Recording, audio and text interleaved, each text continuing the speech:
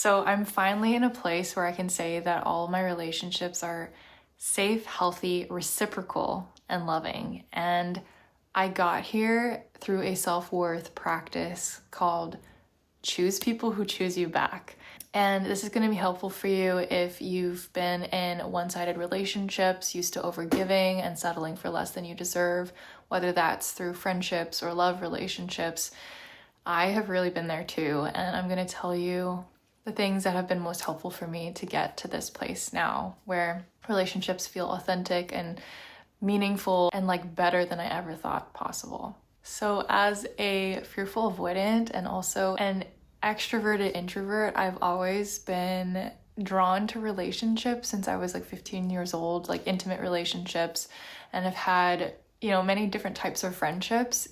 But let's just focus right now on intimate relationships, right? Like I kept attracting the same kind of unavailable men for years. Fast forward to this year where I noticed that the type of man I was attracting was like a night and day difference between the men that I used to attract in all of my other relationships. And it went from this like unavailable in some type of way man to safe and available. So I feel like the types of unavailable men that I've attracted over the years have come in many different varieties. So there have been like the ones who are physically around, like local, but then they were emotionally unavailable, or if they were emotionally available, then they were physically living in another place, or they were even pretending to be available emotionally and physically for a committed relationship and actually still entangled with another person at the same time.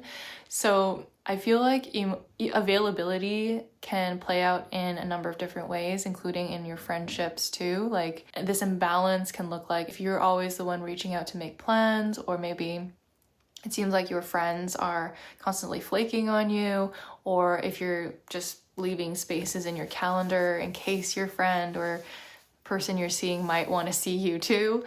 It can really express in so many different ways. So if you see yourself in any of these situations, then I see you. I know how painful that is. And what I'm about to share with you is what helped me go from choosing and attracting unavailable people, both in love and friendship, but mostly love, to choosing and attracting reciprocal, healthy, and authentic relationships.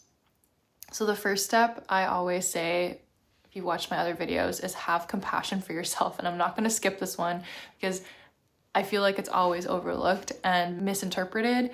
It's not like a poor me kind of mentality. It's a mentality and feeling of genuinely like, wow, I've been through a lot, and not being chosen back is a really painful experience. Yes, it's okay for me to feel heartbroken. It's okay for me to feel sad and feeling waves of grief and anger even, and like whatever feelings you have around that, validating that.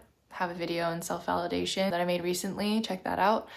And just really like being the voice of compassion for yourself, because if other people don't see the pain that you're experiencing, then it's hard for other people to understand and like provide to you the compassion that you're looking for. So that's something that you just give to yourself, right? And then first and foremost, I think like understanding that being chosen, it's a concept centering around the wound of self-abandonment. So I think it's easy to just look at the behavior of somebody rejecting you, or somebody choosing somebody else, or choosing themselves in a way that's hurtful to you, seeing that behavior as personal, some personal attack on you. But really, like if you can step back and understand that self-abandonment is the root of this behavior, and we're gonna go into that deeper later in this video to help you understand how that plays out. But just understanding like there is more at play than you think there is. You're probably holding some wounds around abandonment, and then the other person is kind of like that complementary like sandwich. And then the other person's like doing the exact things that push your buttons and trigger that wound to surface. One thing that I really wish someone had told me sooner and that I had understood sooner is that people are actively showing you who they are, and you have to believe them. They are showing you who they are through their words, through their actions, through their emotions, through their intentions, their communication, how they show up for you. all of it, right? It's all evidence of them showing you who they are. And the problem is not that you're not seeing what they're doing and you're not seeing who they are, right? You're an intuitive woman, and I need you to trust that when you feel you're being mistreated, then you are. The problem is that when we dismiss that intuition, when we justify their choices that hurt us because we are overly understanding, then that's when we get stuck and abandon ourselves. We would rather choose them and their behaviors that are actively and openly showing and demonstrating who they really are. And we choose to stay anyway, to not speak up, to turn a blind cheek, to justify why it should be okay. And this is the reason why, they say that the red flags are there in the beginning, we overlook them, and then usually they end the relationship like much later on. So things that we saw in the beginning that were kind of like, ooh, like I'll just overlook that, and then it ends up being the relationship demise, right? We can become so desperate for that connection that we're willing to overlook what's right in front of us from the very beginning until it hurts so bad that it slaps us in the face, right? And I know that you know this already. And I also know that some lessons need to be learned the hard way, but it's still worth mentioning in case you need to hear it again. This is an important first step of how to choose people who choose you back, because when people are showing you that they are not choosing you, then they are showing you that they currently are not a person who can choose you back. And it doesn't mean that they never will be. And that is up to you to decide, like, what are you going to do from there? And I think that's where a lot of women get stuck, is that they see that they're not being chosen, and yet they kind of just stay and get frozen. And that kind of leads into the second point, which is that people who are not choosing you are already not choosing themselves. Okay, so the things that you want to see them do, the person who you want to see them be, their potential that is so intoxicating and keeping you stuck and hoping for more and just literally like surviving off breadcrumbs, they literally cannot choose you in the way that you need them to, because they are already not showing up for themselves. And trying to change them into the person who can show up for themselves is A, not your job, and B, the most excruciatingly painful experience. I mean, yes, people can change, but it is a total disservice to you to stick around and find out if that will actually happen or not, when there are already people out there who have done the work or are already that person. You don't need another project. You don't need to fix them, to save them from themselves. And also it's important to ask ourselves, like, what do we get out of that? If you find yourself in that situation, maybe there's some payoff that you're not fully comprehending within your own system and your consciousness, and that maybe there's something that you are also receiving, like having the carrot dangled in front of you. I know from personal experience that it's going to take every ounce of your willpower to walk away from someone's potential, but also I know that you're going to survive it, and your heart is going to thank you for it too, if that's what you end up choosing. So next, learn to appreciate the people who do choose you. I know this kind of seems simple and obvious, but again, if you're a fearful avoidant, we tend to see the more negative side of the situation. In the context of being chosen, we are sometimes fixated on the ways that we are not being chosen and just dismissing and not seeing at all the ways that we are being chosen. So this goes both in terms of inside of a relationship and one dynamic, and it also goes in terms of like just people in general around you, right? So you can, of course, apply that to any relationship dynamic, to not detach or turn away from them just because they demonstrate one moment in which they had to choose themselves. Like this, remembering that relationships is a balance between two whole people with their own independent needs. So we can't always be available for one another. I don't think that's actually healthy. I don't think that's a realistic expectation, which is also something I had to learn through personal experience. So just because there is a moment where they can't choose you, it doesn't mean necessarily that they don't want to be with you. Like, look at the big picture, that they are still choosing to be with you. And even if they can't choose you in this one moment, or if they're going through something and it's maybe an extended period of time, that you get to decide what you want to do with that situation and what you want to make it mean. And then also we can take this concept of noticing like who is choosing you, apply that to the people in general in your life. And even the people who aren't a consistent part of your life but are just kind of passing through, or that you just interact with maybe once, you know, all the way from that end of the spectrum to the people who are always in your life, and really realizing like, oh, there are people here who do care about me on a regular basis, who are supporting me, who are choosing me in their own expressions of love, and showing that through all these different ways. Like, this person sent me a text to check in with me today, or like, this person hugged me today, this person smiled at me today. People are always choosing to care about you, to interact with you, to love you in their own way. And sometimes we just don't see that. We don't see that because we are only focused on how we want to be chosen. It's really helpful to learn to turn towards the people who do choose you. And that doesn't have to mean that you're going to suddenly be their best friend, or that you have to do something in return.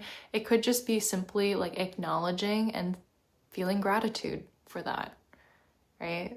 Like, you don't owe anyone anything when they choose you. It's a choice. You can reciprocate. And if your goal is to want to build reciprocal relationships, then that's a good place to start looking of like, what would feel reciprocal? When someone chooses me, what's a reciprocal expression of gratitude or care? And then also, you got to start choosing yourself instead of waiting to be chosen, right? So that starts with examining your own self-abandoning behaviors.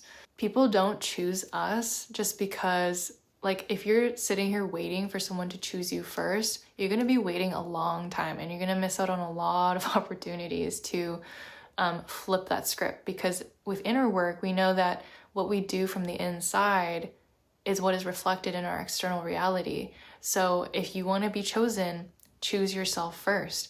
And I think what the issue is too is that, well, like, women, we don't really know exactly what that looks like. What are those self-abandoning behaviors? And like, they don't even realize that it's happening. And I could make a whole video about breaking that bit down, about how inside of our relationship with ourselves, the way in which we respond to ourselves, the way in which we treat ourselves, talk to ourselves, it is such a clear mirror of the self-abandoning behaviors that we project externally too. Like, you will see in the way that you treat yourself every pattern that you need to know to work on and heal to become someone who doesn't abandon yourself. So if you want me to do a video on that, let me know. But continuing with this one, I could give you so many examples from my personal life, but one that I generally dealt with a lot was that I didn't realize for a long time that was self-abandonment. It was actually how I treated and talked to myself when I made mistakes. I was really incredibly hard on myself. I would just kind of beat myself down with my thoughts and my words and being like, how could I let that happen? How could I do this to myself? Like, I would just judge and shame myself, and that really made my inner child feel unsafe. And also, like, I, as my adult self, was abandoning her because she was just trying her best, and I made it not good enough. So what I did instead was I would turn that around, and now I defend and I protect her instead of belittling her and judging her. And what that's done is really help my inner child heal, because now I've done that so many times now that she knows, and she trusts me, first of all, which is a wonderful feeling when your inner child trusts you. And she knows that if she makes a mistake, when she makes a mistake, I'm not going to turn on her. I'm going to be there for her. I'm going to be with her. I'm going to be holding her and accepting her, validating her, rather than being the one who is harsh and critical and judgmental, because I've been that too in my past. And that's like one example of how you can turn self-abandonment into like choosing yourself, choosing love for yourself, choosing compassion for yourself. And that will translate into your outer relationships too, because then you'll have more love and compassion for other people too. So then here's a piece of reflection so that you can start doing this work as well. So what are the ways in which you are unavailable? Yes, you. So on the surface, perhaps you might think like, oh, I'm feeling completely ready and desiring for that deep love and being chosen back. But if, let's say, that were to truly happen, how would you really feel? Like, what would come up around that? Are there any fears around that? What kinds of change would you anticipate? Is there any kind of discomfort that you can perceive around that actually happening? Because usually underneath all the layers of like desire and excitement, there are also layers of resistance and discomfort and even pain. Maybe it's like, am I available to be seen for my authentic self inside of a relationship? Am I available to truly share my feelings, to share the things that I feel I don't share with anybody else? And am I available to use my words to set boundaries when needed? Am I available to create space inside the relationship when needed? Am I available to be vulnerable and intimate? All these things are necessary for healthy relationships. Am I available for healthy conflict? Right? All these questions, just a few to think about, because usually those are going to give us clues about what we are really available and ready for inside of our bodies. I also just want to send some extra love to you right now, because truly, if you have been in any one of these situations, you have probably had your heart broken into a million pieces. And for that, I'm so, so sorry. You did not deserve that. And at the same time, it was not for nothing. You didn't go through that to suffer, but to learn. You can turn that experience from the deepest pain into the most powerful transformation and the deepest love for yourself. Because through losing ourselves, we learn to come home to ourselves. Through choosing others at our own expense, we finally learn to choose ourselves. When we say enough is enough and I'm done feeling this way, I can't do this to myself anymore, that is where the real energy of lasting change comes from. I could truly speak for hours on this topic of self-worth and how to start choosing yourself, because when you understand this is not just in your head, but it's in your body, your life is going to change for the better. If you're looking for a way to go deeper to heal, want some support on that, I have a healing self-abandonment audio training that I'll link in the description box below, which will help you identify what self-abandonment feels like in your body, so you can stop it in its tracks and really start choosing yourself, so that you can create the stage for other people to choose you back. Thank you so much for watching. I hope you learned something from this. If you are resonating with these tips and have had a similar experience, let me know, because you're not alone here, and I love reading your comments. Thank you for being here. Like, comment, share, subscribe. You know what to do. And I will see you in the next video.